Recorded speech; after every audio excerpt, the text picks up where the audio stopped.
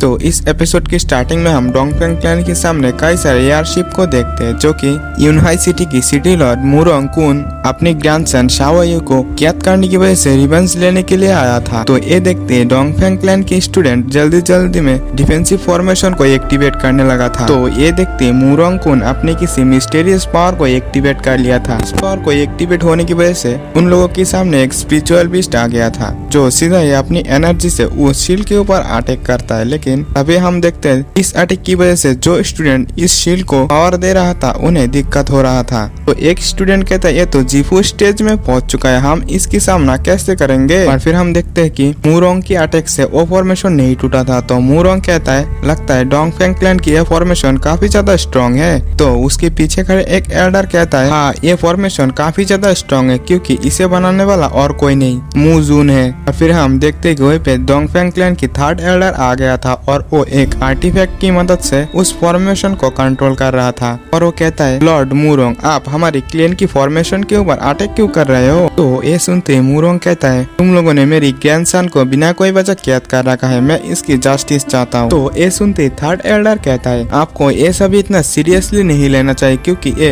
हमारी Dongfeng clan की एक फैमिली मैटर है और आप इन सभी चीजों से दूर रहे तो ही अच्छा है। तो ये सुनते मुरोंग गुस्सा होते हुए कहता है अगर तुम अच्छा चाहते हो तो मेरी ग्रैंडसन को फ्री कर दो और मुजून की बेटे को मेरी हवाले कर दो, तभी मैं कुछ सोच सकता हूँ। तो ये सुनते थर्ड एल्डर कहता है तुम्हारी इतनी ज्यादा औकात हो गई और तुम जो जीफू स्टेज तक पहुँचे वो मुजून की वजह से ही है और आज तुम उसी की बेटे को पकड़ना चाहते हो, तुम्हारी इतनी ज्यादा औकात कैसे हो गई। तो ये सुनते मुरोंग कहता है थर्ड एल्डर अपनी आँख खोलो, मुजून इमोर्टल सेट का एक गद्दार था और उसका बेटा भी तो एक गद्दार है। और ये कहते ही हम देखते हैं कि थर्ड एल्डर को पीछे से कोई अटैक करके बहुत ही ज्यादा इंजर्ड कर दिया था जो कि धोखे से सेकंड एल्डर ने अटैक किया था। और फिर सेकंड एल्डर अपनी 1000 फैंटम शैडो को अटैक करते हुए कई सारे क्लोन से थर्ड एल्डर के ऊपर अटैक कर दिया था। और इस अटैक से थर्ड एल्डर बचने की कोशिश तो करता, एक शील्ड बना के उससे बच रहा था, लेकिन इंजर्ड होने की वजह से वो इससे काफी ज्यादा घायल हो गया था और उनके हाथों से जो आर्टिफैक्ट उस फॉर्मेशन को कंट्रोल कर रहा था वो भी छूट गया था। तो ये देखते सेकंड एल्डर सीधा ही उस आर्टिफैक्ट को पकड़ते हुए बाकी जो डिफेंसिव फॉर्मेशन था वो डीएक्टिवेट कर दिया था और वो सीधा जाकर मुरोंग के पास पहुंच गया था। तो मुरोंग पूछता है मेरी ग्रैंडसन कहाँ है। सेकंड एल्डर कहते हैं उसके बारे में आप टेंशन मत लीजिए, वो बस आते ही होंगे। और फिर फर्स्ट एल्डर के साथ साथ शाओ यू भी वहाँ पे पहुंच गया था। तो शाओ यू अपनी ग्रैंडफादर को फिर से देखकर काफी ज्यादा खुश हो गया था। और फिर उसके ग्रैंडफादर यानी कि मुरोंग कहता है डोंगफेंग जियोन ने मेरी ग्रैंडफादर को कैद करके रखा था,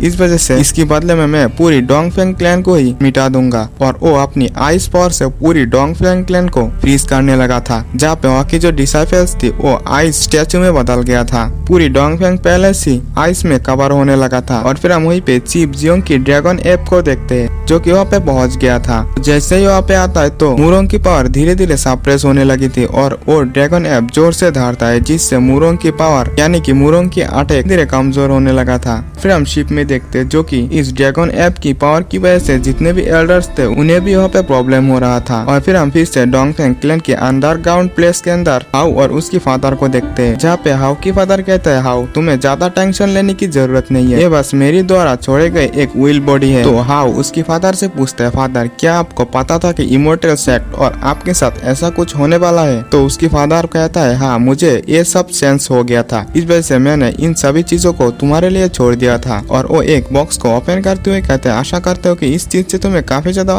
फायदा हो सकती है। और वो बॉक्स एक टोकन में चेंज हो गया था। उसकी फादर कहता है ये डिवाइन आई ऑफ क्रिएशन है और ये एक एंशिएंट आर्टिफैक्ट है। जहाँ तक मेरी बात है मैं भी इस आर्टिफैक्ट को कंट्रोल नहीं कर पाया था और इस आर्टिफैक्ट को सिर्फ वही लोग कंट्रोल कर सकते हैं जिनके पास वुडन स्पिरिट ताविस्ट बॉडी हो और इसके साथ साथ विटल एनर्जी होने की भी जरूरत है। तो ये सुनते हाउ कहते हैं फादर मैंने इन चीजों को ऑलरेडी अचीव कर लिया है, मैं इसे कंट्रोल कर सकता हूँ। तो उसके फादर कहता है तो ठीक है तुम इस डिवाइन आई क्रिएशन को फ्यूज करने के लिए ट्राई कर सकते हो। और उस आर्टिफैक्ट को हाउ को देते हुए कहते हैं ये चीज तुम्हें इमोर्टल पाथ की टॉप तक पहुँचाने में हेल्प करेगी और इस डिवाइन आई की फ्यूजन प्रोसेस काफी ज्यादा पेनफुल है, क्या तुम इसे सहने के लिए तैयार हो। तो हाउ कहता है फादर मैं पेन से नहीं डरता, मैं इसके लिए तैयार हूँ और आपकी नेम के पीछे जो गद्दार वर्ड है मैं इसे साफ करने के लिए कुछ भी करने के लिए तैयार हूँ। तो उसकी फादर उसकी ऐसी कॉन्फिडेंस के लिए उसे शाबाश शाबाशी देता है। और फिर हम देखते हैं हाउ उस डिवाइन आर्टिफैक्ट को फ्यूज करने के लिए बैठ गया था। उससे पहले उसके फादर उससे कहता है तुम अपनी वुडन स्पिरिट ताओइस्ट बॉडी को ऐसे फाउंडेशन के तौर पर यूज करना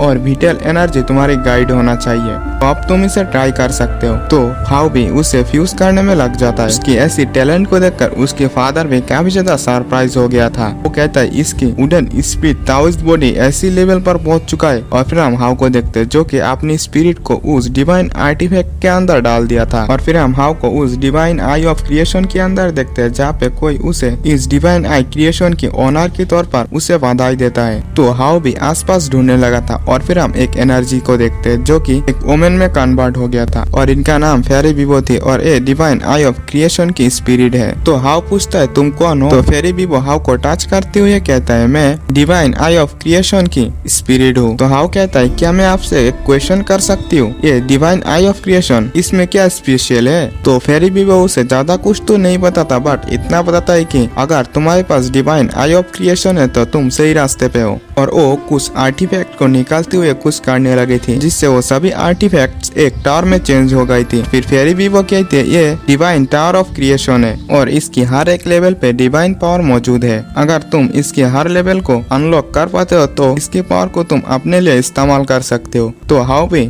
इसे अनलॉक करने में लग जाती है जहाँ पे हम देखते हैं कि उसकी ऐसा करने की वजह से वो जो टावर था वो काफी ज्यादा तेजी से घूमने लगा था। और फिर हाँ उसकी लेवल्स को अनलॉक करने में लग जाता है। फिर देखते फेरी भी वो कहती है यंग मैन तुम काफी ज्यादा टैलेंटेड हो, मैं बिलीव ही नहीं कर पा रही हूँ कि तुमने इतना आसानी से सेकेंड लेवल को भी अनलॉक कर दिया। फिर हाँ अपनी तारीफ सुनते हुए थर्ड लेवल को अनलॉक करने में लग जाता है लेकिन वो ऐसा नहीं कर पाता। तो ये देखते ही फेरी भी वो कहती है तुम्हारी कल्टीवेशन के हिसाब से तुम सेकेंड लेवल तक ही पहुँच सकते हो और इसके लिए तुम्हें सोचने की जरूरत नहीं, बस तुम हार्ड वर्क करते रहो। तो ये सुनते हाउ फेरी बीबो को उनके गाइड के लिए थैंक्स करता है और कहता है मैं आपकी हेल्प के बिना जीफू स्टेज पर आगे नहीं बढ़ पाऊंगा। तो ये सुनते ही फेरी बीबो उसे डिवाइन आई ऑफ क्रिएशन से बाहर निकाल दिया था। और फिर हम हाउ को देखते हैं जो कि अपनी पावर की मदद से उस आर्टिफैक्ट को अपनी सिर पे लगा लिया था। तो उसकी फादर ये देखते ही कहता है मुझे तो बिलीव ही नहीं हो रहा कि हाउ इतनी ज्यादा टैलेंटेड है, उसने इतना आसानी से इस डिवाइन आई ऑफ क्रिएशन को फ्यूज कर लिया। फिलहाल के लिए इस पार्ट को यही पे एंड करते हैं। इसकी नेक्स्ट पार्ट भी जल्द से जल्द इसी चैनल पर आ जाएंगे। तब तक के लिए आप हमारे चैनल को सब्सक्राइब कर लीजिए, वीडियो को एक लाइक कर दीजिए और कमेंट करना तो भूलना ही मत। मिलते हैं नेक्स्ट वीडियो में, बाय बाय।